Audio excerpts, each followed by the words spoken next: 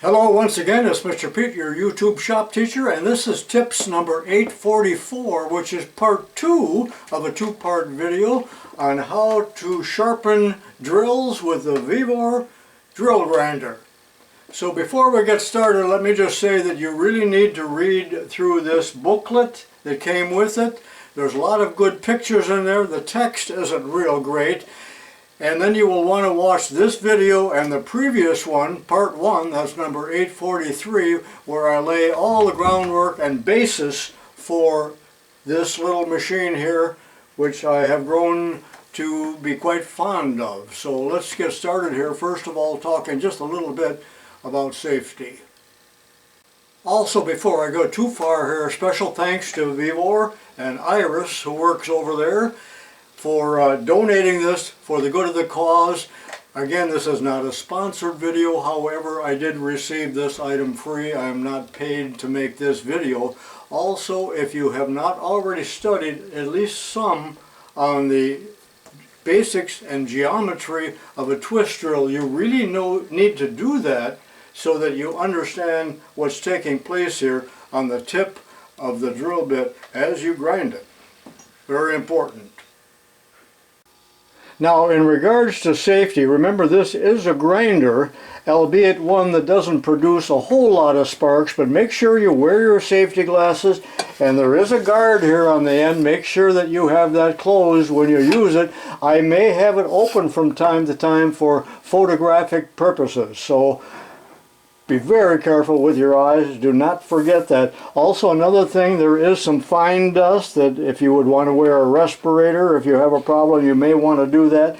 Also, use it in an area where there aren't a lot of precision tools, because there is a very fine dust that is produced by this, and you do not want that to get onto your machine tools or your precision instruments. I am doing it on the bench here simply because I need an area that has good lighting for the purposes of photography. Go through all of your drills and look for dull or damaged ones. Look through your indexes and all of your other spare bits. And if you do not have any, keep your eye open at garage sales, because often you'll find an entire Hills Brothers coffee can loaded with dull bits that you can buy for $1. Why don't I start by showing you this 1/2-inch drill bit that I sharpened during rehearsal, because it's pretty much perfect as it would be if it came from Cleveland. So the actual cutting lip is right here. That's where the cutting takes place. And the lip relief or lip clearance here, that is the angle from the cutting edge to the heel, this is the heel right here, has to be 8 to 10 degrees, and that can vary a lot. There are books that will show you the exact angle, but you're just going to shoot for it so it looks good, like this one. So now I'll show you the book, and then I'm going to show you a whole series of bad drill bits that need sharpening, because you need to determine whether or not the bits are dull, and that may be difficult for a beginner. Okay, the actual angle of the point of the drill should be 59 degrees, like on this gauge. So that's an included angle of 118 degrees that we're looking for. Now, you don't have to worry so much about doing that, because this drill grinder will produce that automatically, but I think it's important that you know that. And there is the chisel point on the end. And if you grind it correctly, the angle of the chisel point will end up being correct. Now, I have made several videos on this over the years, but they're older videos. I will put the name of those on the screen right now so you can look at them. And I do hope to make revised videos on drill geometry in the future. There again is the point of the drill, 118 degrees included angle, and the chisel point will be approximately 123 degrees plus or minus 5 from the lip. Do not worry about that. You will get that automatically with this machine. And there is the point clearance that I was just talking about, and we can call that lip clearance or lip relief, all kinds of different names for it. And in this chart you can see that you need more lip relief for small bits than you do for the larger bits. We're going to start out with a 1/2 inch bit, which calls for approximately 11 degrees.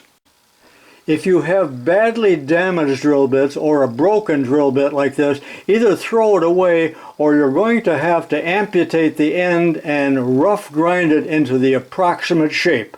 This drill grinder only does a finishing job, so do not torture yourself with broken bits. Throw them away.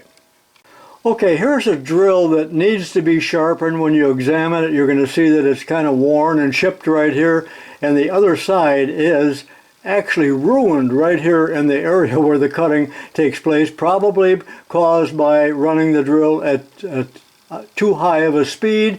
And if the drill bit is burned on the end, overheated, either cut it off or throw that drill away.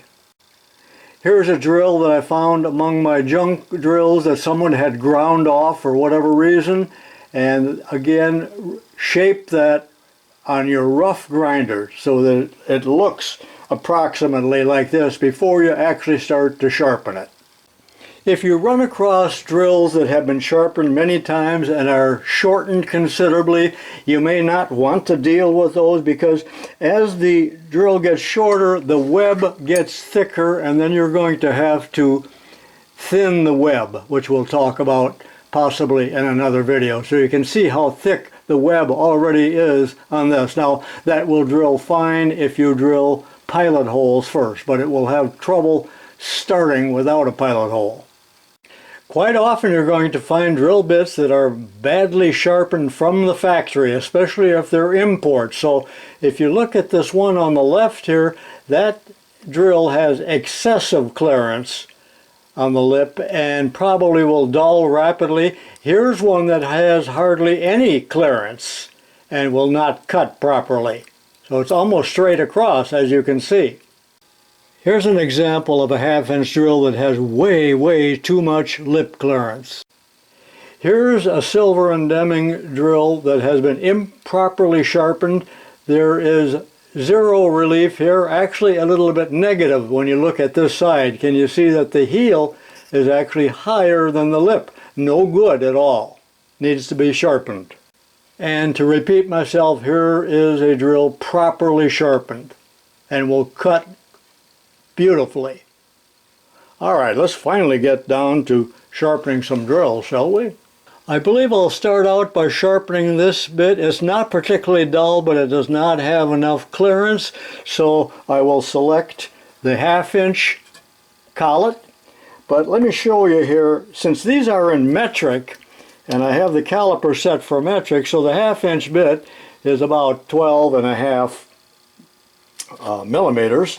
So I will use the largest collet, and these are ER collets. This was all shown in the previous video, but let's do it again.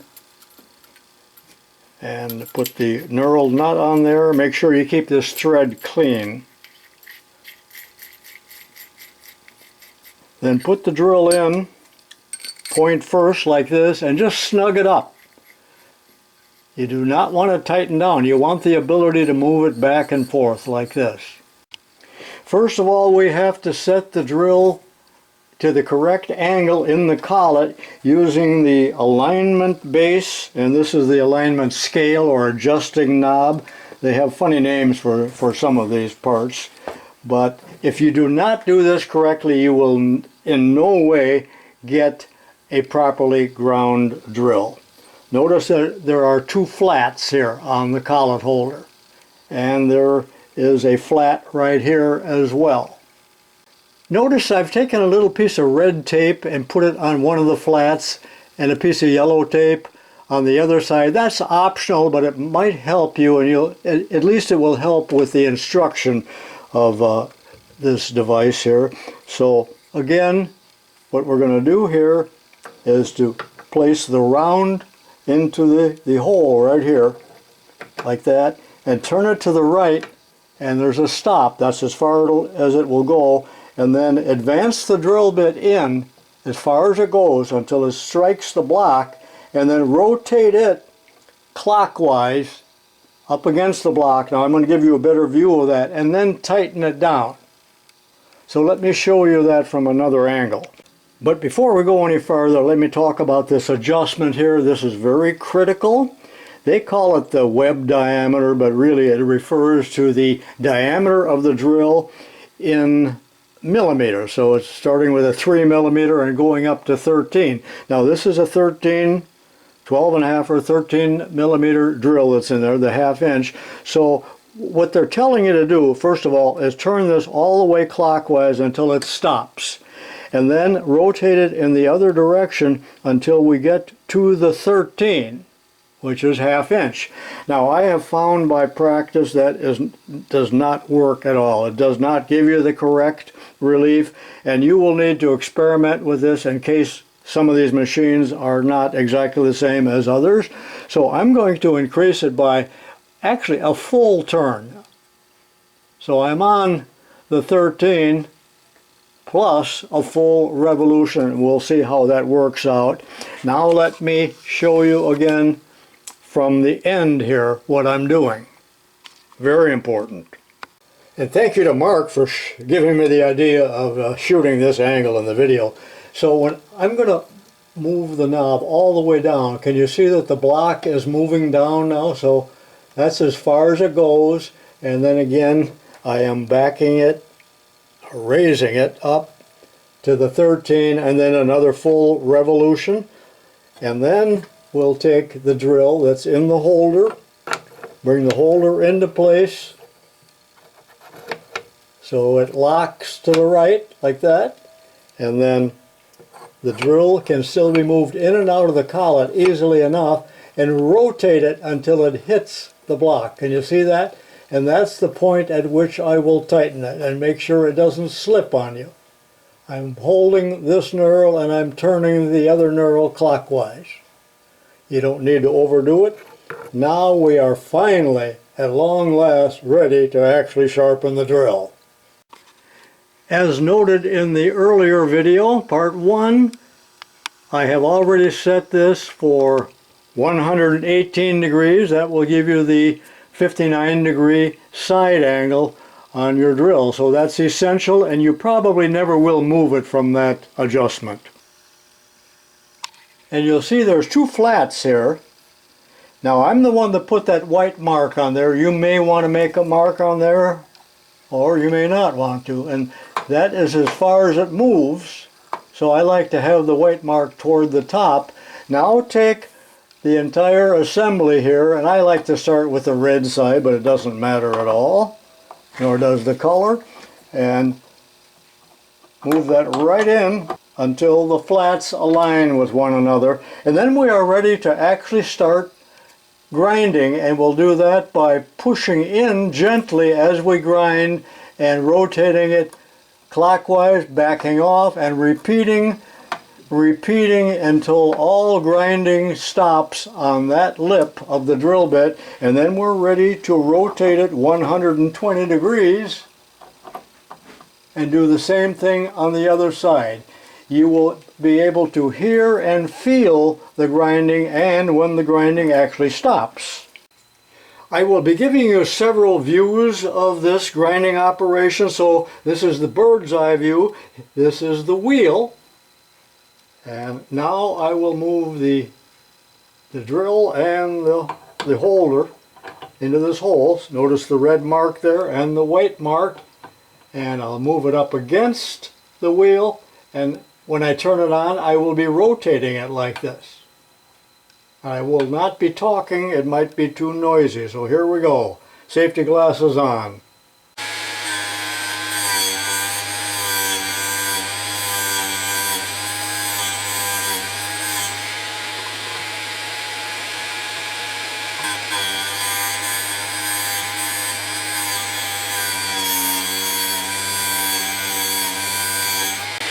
And done. Now here's how to remove the drill from the collet. Loosen it up. Now it's not going to come loose. This is a piece of copper, so use copper, aluminum, brass, or oak, or maple, or something like that.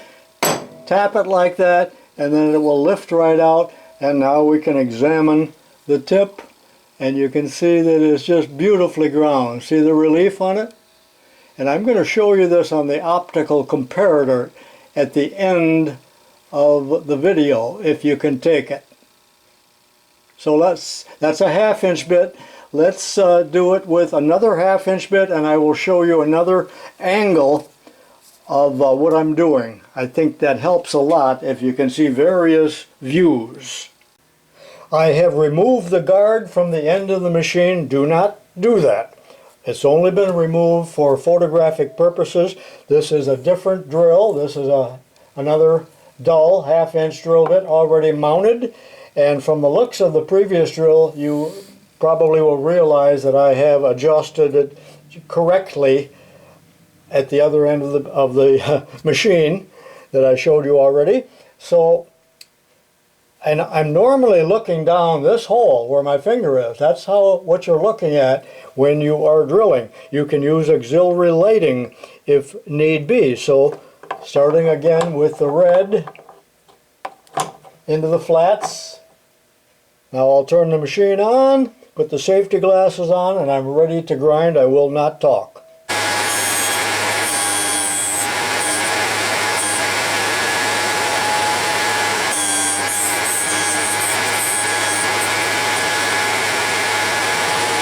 Now there may be times when you need to grind twice, because you can see now that this did not quite clean up,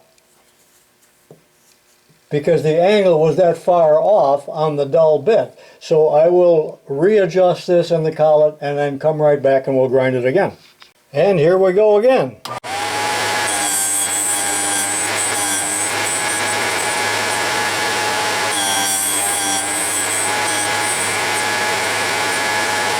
Notice there's very few sparks produced by that wheel.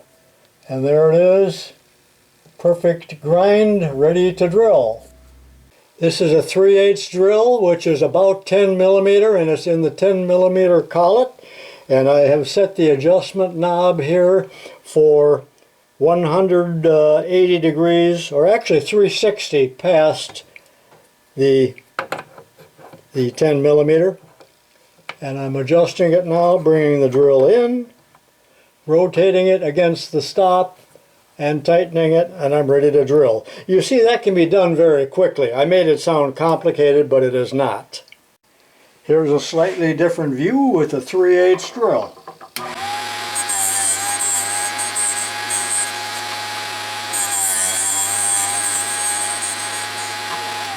And a perfectly ground 3/8 drill. Hard to photograph because of the reflection. And the last drill bit I will be grinding is a 1/4 inch, which is about 6.5 millimeters, so it's in the 7 millimeter collet. I'm not going to show you how I set that up on the other end because you already know. I put the guard back on. Now, since you are looking down the blowhole here as you are grinding, it helps a lot to use a light, as you see right here, and it really illuminates the tip of the drill and the grinding wheel. 1/4 inch drill.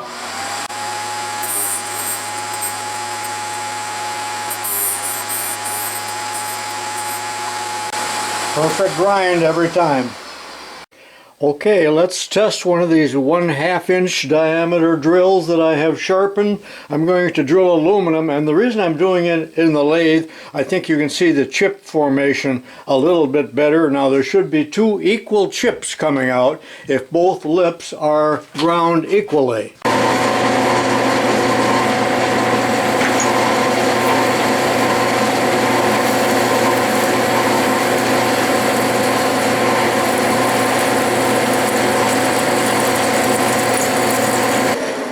Okay, it's drilling nicely, and you can see that there were 2 chips coming off the end of the drill. Okay, this is a 3/8 drill that I have ground. There's a little bit different angle. Maybe you can see the chips coming out. They should be about equally sized on both sides.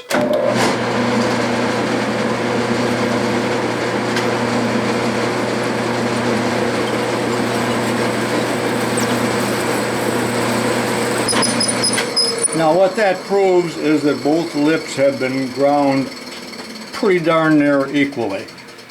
My only criticisms of this machine is that setting up the drill here is a little bit fiddly, and you will have to experiment. You cannot go by the actual numbers here or what it tells you in the directions, and I believe that the instruction manual is not very well done. The pictures are well done, but the way they word things in another country just is almost comical, and it is not helpful at all when you're trying to understand it. So I think that this video probably picks up where this leaves off. If popular demand warrants it, I may make a third video where I show you how to split the point, and that's all about, again, setting it up and putting it into the hole like this, and you can grind split points on your drill. Not something that I really have ever done or have a need for, but this machine has that capability. Well, that just about wraps up the video, but I have 200 or 300 more drills that I need to sharpen here. I won't bore you with that, so setting that aside, be sure and open up the guard from time to time. Take this out in the yard or someplace, open it up and blow out all of the grinding dust. There is nothing to lubricate. Now, I've used this for 3 or 4 hours, including all of my practice runs, and I find this to be really an amazing machine. Over the years, I have used just about every kind of machine for grinding drills that you can imagine. At the school, I had 2 little Black & Deckers, different models. They were absolutely worthless. I had an Atlas that attached onto a drill. It was an attachment attached onto a grinder. It was pretty good, but there was a big learning curve there. There is a learning curve on this too. You will need to practice. I also had the Lyle grinder, one at school, and I had one here at home. And I did give that to Adam Booth, A-bomb, last year, so I no longer have that. It was capable of grinding larger drills. I would say that the only down point on this machine is that the range is from 3/32 up to half. Now that's the most common sizes that you will be using, so I strongly recommend this for $270, and considering inflation, that's pretty darn cheap for what you're getting here. It is a quality machine. This is not just a cheap gadget as you have seen with the Good Doctor and so on. It's heavy, 17 pounds, not 5 pounds, so there's a lot of, as I said before, quality to this thing. So do consider this. All of the links are down in the description. At the end of the video there'll be a lot of still pictures. Check those out again. Study up on your drill geometry, and stand by for just a little extra credit where we go out to the optical comparator, sometimes called a shadowgraph, and we'll just take a look at the angles and see how well it really lines up with the 59 degrees, and you're going to find it amazingly accurate. So thank you to Vevor and to Iris, and thank you for watching my videos. This is Mr. Pete saying so long, and I'll see you next time. Stay tuned for that extra credit though. We are out in Studio G, and this is the Shear Tomiko optical comparator, sometimes called a shadowgraph. And on the platen I have placed a drill that I had sharpened, as well as the drill gauge. Also notice that there's a hypodermic needle laying there for comparison, and the shadowgraph will increase its size on the screen by about 10 times. And this is the screen of the optical comparator. Notice the hypodermic needle right here for comparison. This is the drill, and the dark part right here, of course, is the drill gauge, and you can see for reference here that I am virtually right on 59 degrees. It's again very difficult to locate the work up there on the platen when you got 2 different pieces and the tiniest movement is exaggerated on the screen. So I hope you like this little demonstration of the angles on the drill.